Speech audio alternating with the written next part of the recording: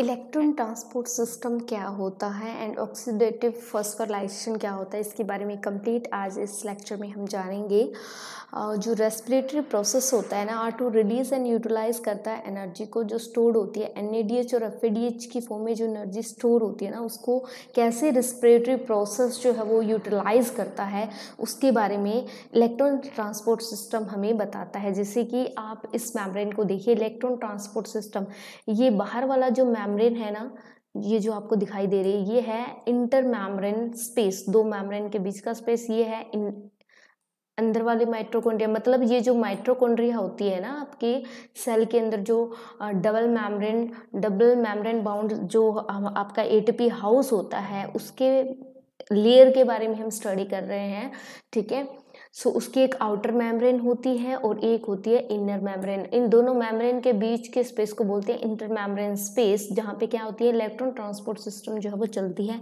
ये inter membrane space है जहाँ पे ये कॉम्प्लेक्स मॉलिक्यूल जो है, कॉम्प्लेक्स 1, कॉम्प्लेक्स 2, थर्ड जो है वो इस तरह से ये मॉलिक्यूल लगे होते हैं। कहाँ पे लगे होते हैं? ये आपके इनर मेम्ब्रेन माइटोकॉन्ड्रिया, मतलब इस मेम्ब्रेन के अंदर लगे होते हैं। ये जो अंदर वाली लेयर है ना, इसमें इस मेम्ब्रेन में आपका क्या है, ये इनर मेम्ब्रेन माइटोकॉन्ड्रिया।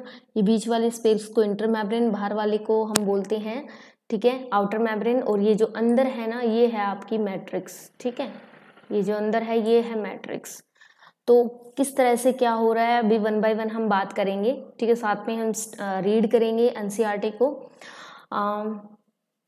जो इलेक्ट्रॉन ट्रांसपोर्ट सिस्टम है ना, and electron oxidize through the electron transport system and the electron are released to oxygen resulting in the formation of water की formation होती है। ठीक है, और इलेक्ट्रॉन जो पास होते हैं ऑक्सीजन के थ्रू, मेटाबॉलिक पाथवे के थ्रू क्या होते हैं, इलेक्ट्रॉन जो है वो पास फ्रॉम द एक कैरियर मॉलिक्यूल से दूसरे कैरियर। जैसे कि आप देख पा रहे हैं ना, इलेक्ट्रॉन जो है वो इस तरह से मूव करते हैं।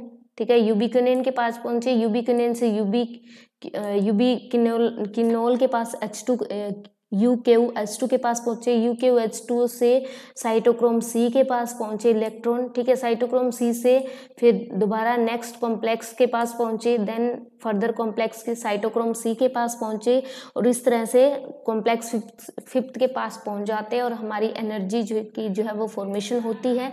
मतलब बेसिकली क्या हो रहा है, इस इलेक्ट्रॉन ट्रांसपोर्ट सिस्टम, जैसा कि नाम से ही मेंशन है कि किस तरह से इलेक्ट्रॉन जो है वो किसी सिस्टम के थ्रू ट्रांसफर हो रहे हैं। इसका मीनिंग क्या है, इलेक्ट्रॉन जो है वो किसी सिस्टम या कॉम्प्लेक्स के थ्रू किस तरह से ट्रांसफर हो रहे हैं, ये आपने देखना है।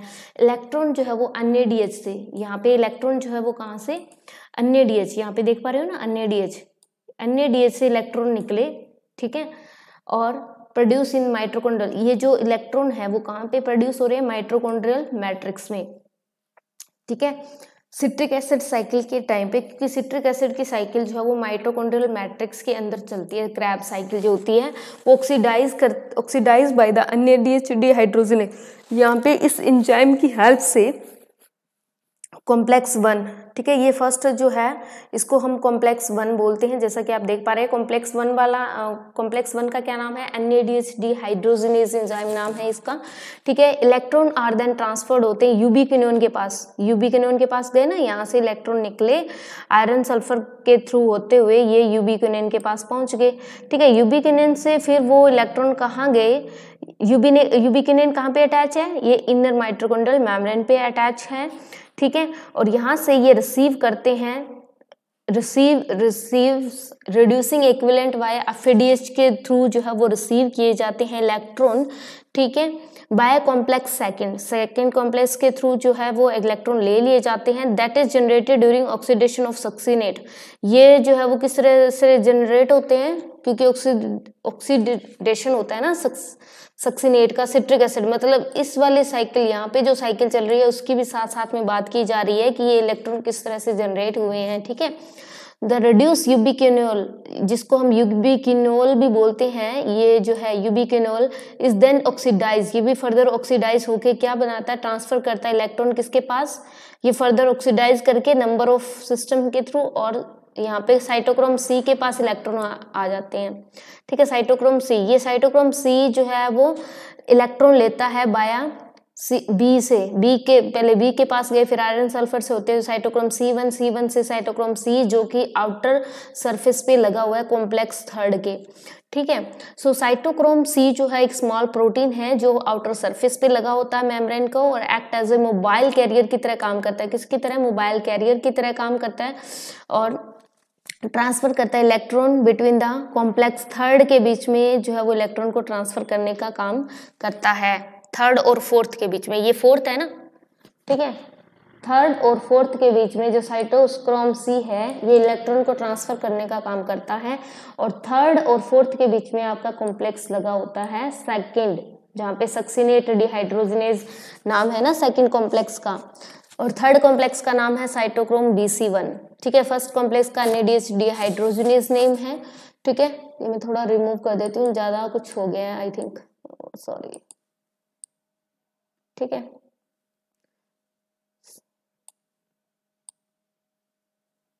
दोबारा से देख लेते हैं एक बार ताकि आपको कोई कंफ्यूजन ना हो। देखिए, ये है आपकी इंटरमेम्ब्रेन स्पेस, दो मेम्ब्रेन के स्पेस के बारे में बात की गई है, ठीक है। और ये है आपकी inner mitochondrial, inner mitochondrial membrane पे क्या लगे हुए हैं? ये आपके complex 1, third, 2 and fourth, fifth, 5 complex लगे हुए हैं, ठीक है। ये मैट्रिक्स में सिट्रिक एसिड की साइकिल चल रही है। माइटोकॉन्ड्रियल मैट्रिक्स में क्या है? क्रैब साइकिल चल रही है। इनर माइटोकॉन्ड्रियल मेम्ब्रेन पे ये कॉम्प्लेक्स लगे हुए हैं, जहाँ पे जो है वो इन कॉम्प्लेक्स के थ्रू जो है वो ट्रांसफर हो रहा है इलेक्ट्रॉन, और फाइनल जो है कॉम्प्लेक्स फिफ्थ के पास आपकी ATP की फॉर्मेशन हो रही है। इतनी बात सिंपल भाषा में आपको याद रखनी है। इसके बाद में जैसे कि मैंने कहा ना, इलेक्ट्रॉन जो है वो अन्य DH जो है वो प्रोड्यूस माइटोकॉन्ड्रियल मैट्रिक्स में साइट्रिक एसिड साइकिल के टाइम पे बनता है, वो ऑक्सीडाइज होता है इस एंजाइम के द्वारा, डिहाइड्रोजनेज एंजाइम के द्वारा, और इलेक्ट्रॉन ट्रांसफर होते हैं, ठीक है, यूबिक्विनोन के पास। फाइनल यहाँ पे पहुंच गए इलेक्ट्रॉन, यहाँ से फिर यूबिक्विनोन H2 के पास पहुंचे, यहाँ से इलेक्ट्रॉन गए साइटोक्रोम B कॉम्प्लेक्स थर्ड के पास आ गए BC1, ठीक है। साइटोक्रोम B से यहाँ पे पहुंचे इलेक्ट्रॉन आयरन सल्फर के पास, देन साइटोक्रोम C से साइटोक्रोम C1 के पास। ये साइटोक्रोम C जो है वो मोबाइल इलेक्ट्रॉन कैरियर की तरह काम करता है कॉम्प्लेक्स थर्ड और फोर्थ के बीच में, ठीक है। और इन दोनों के बीच में लगा हुआ है कॉम्प्लेक्स सेकंड, जिसका नाम है सक्सिनेट डिहाइड्रोजनेज, ठीक है, जो सक्सिनेट को किस में चेंज कर देता है? फ्यूमरेट में। ये सिट्रिक एसिड के टाइम ये बने हुए कॉम्प्लेक्स बना हुआ प्रोडक्ट है फ्यूमरेट, ठीक है। आपको पता है सिट्रिक एसिड साइकिल में फ्यूमरेट बनता है। यहाँ से फिर ये जो इलेक्ट्रॉन है ये मोबाइल कैरियर की तरह काम करता है साइटोक्रोम C, ठीक है। सो ये सरफेस मोबाइल कैरियर होता है, ठीक है। सो जो कॉम्प्लेक्स फोर्थ है ना, यानी कि कॉम्प्लेक्स फोर्थ, यानी कि इसकी बात हो रही है, कॉम्प्लेक्स फोर्थ का नाम है साइटोक्रोम C। ये जो फोर्थ कॉम्प्लेक्स है refers to cytochrome C, oxidize करता है complex containing cytochrome A2 A3। यहाँ से कॉपर से इलेक्ट्रॉन इसके पास आए साइटोक्रोम A से, साइटोक्रोम A से इलेक्ट्रॉन गए A3 के पास, A3 से गए A6 के पास, A के पास, ठीक है। A से एंड A3 दो कॉपर सेंटर लगे होते हैं बीच में, ठीक है।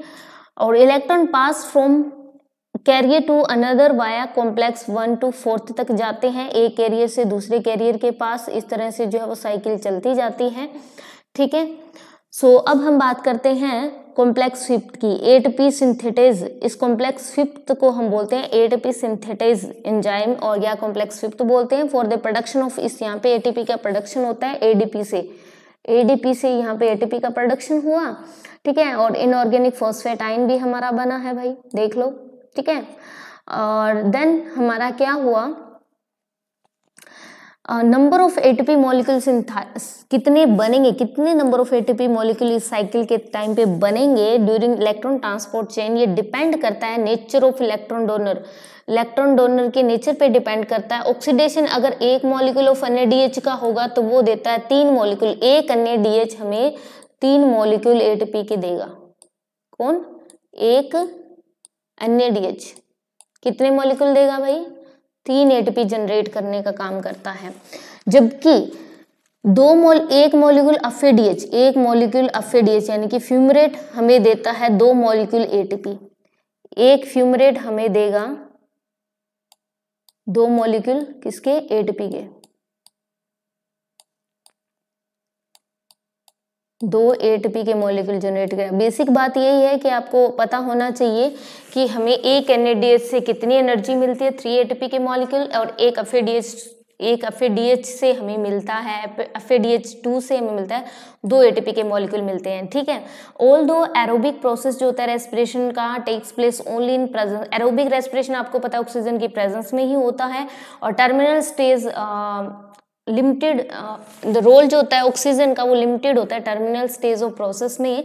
The presence of oxygen is बहुत ज़्यादा वाइटल होती है। It drives the whole process by removing hydrogen. Basically hydrogen ion को रिमूव करना है सिस्टम से। ऑक्सीजन किसकी तरह काम करती है, फाइनल हाइड्रोजन एक्सेप्टर की तरह काम करती है, ठीक है, फाइनल हाइड्रोजन एक्सेप्टर की तरह काम करती है। जबकि फॉस्फोराइलेशन में क्या होता है, लाइट एनर्जी यूटिलाइज होती है। फॉस्फोराइलेशन एक अलग प्रोसेस है जिसमें लाइट एनर्जी जो है वो यूटिलाइज होती है, किसके लिए, प्रोटॉन ग्रेडियंट को जनरेट करने के लिए लाइट एनर्जी जो है वो यूटिलाइज होती है, जो कि फॉस्फोराइलेशन के लिए जरूरी होती है, ठीक है। इन रेस्पिरेशन में क्या होता है, it is energy of oxidation और रिडक्शन, दोनों प्रोसेस साथ साथ होते हैं एक ही प्रोसेस में, और एक साइड में ऑक्सीडेशन होता है, दूसरी साइड में रिडक्शन होता है, ठीक है। It is for the reason that process, इस प्रोसेस को हम ऑक्सीडेटिव फॉस्फोराइलेशन बोलते हैं, जिसमें ऑक्सीडेशन और रिडक्शन जो है वो एक टाइम पे हो रहा है, ठीक है।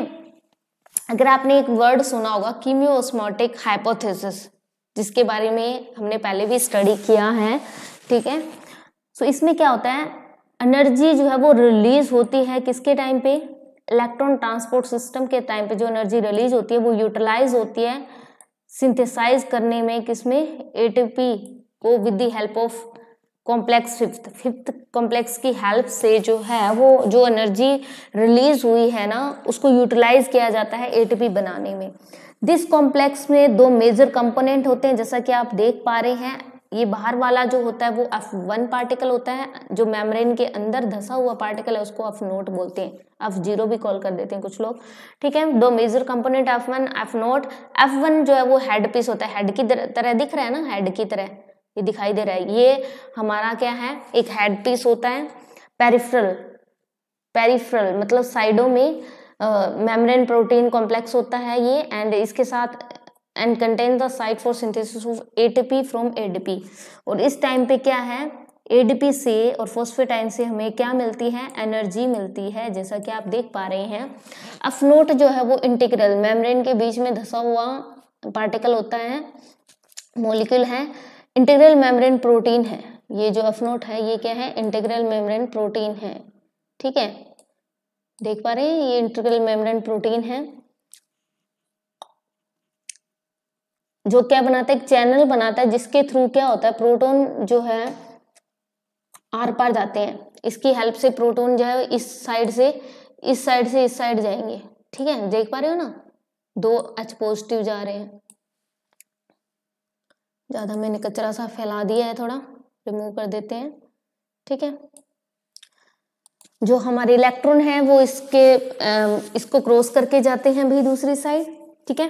The process of protein through channel is couple to the catalytic site. The F1 component जो होता है प्रोडक्शन, जो कि एटीपी को प्रोड्यूस कर रहा है, और ईच एटीपी जो है प्रोड्यूस, जब ईच एटीपी बनती है तो हमें 4 H पॉजिटिव पास करवाने पड़ते हैं यहाँ से।